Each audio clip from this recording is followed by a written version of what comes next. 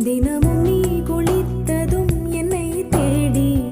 என் சேலை நுனியாலும் தலை துடைப்பாயே அது கவிதை திரு